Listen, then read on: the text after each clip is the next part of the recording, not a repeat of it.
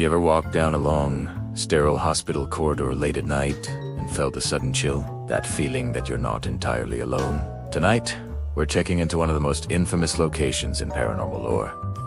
The abandoned St. Jude's Hospital, and specifically, the one room that staff and patients alike learned to fear, room 404. For decades, St. Jude's was a place of healing, but whispers always circulated about the fourth floor. It was a place where the air felt heavier, where equipment would malfunction without reason, and where faint cries were heard when no one was there. At the heart of it all was room 404.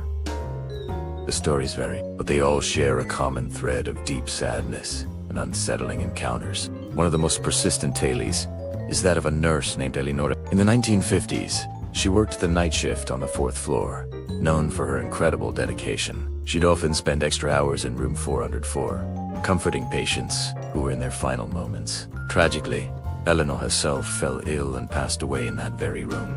Ever since, nurses have reported seeing a faint, shimmering figure in a vintage uniform, adjusting blankets on empty beds or tidying up the room. They'd feel a comforting hand on their shoulder during a stressful night, only to turn and find no one there. They say it's Eleanor, still on duty, but not all the stories are so comforting. Another legend speaks of a patient in the 80s, a man who was deeply troubled and spent his last days in room 404. He would reportedly shout at unseen figures in the corners of the room and refuse to have the lights turned off. After his passing, subsequent patients in room 404 complained of the same terrifying experiences. They described waking up to a dark, shadowy figure standing at the foot of their bed.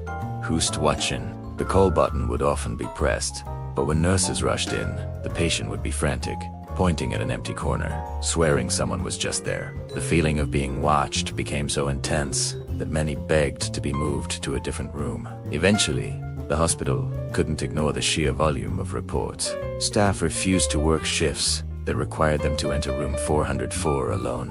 Patients became agitated, and their conditions sometimes worsened. Maintenance crews reported tools going missing only to reappear in bizarre places. The door, which was meant to be kept open, would often be found shut and locked from the inside. Finally, the hospital administration made an unprecedented decision. They officially closed room 404. The door was sealed, the number was removed from the wall, and it was simply absorbed into the floor plan as a storage closet. But even that didn't stop the strange occurrences.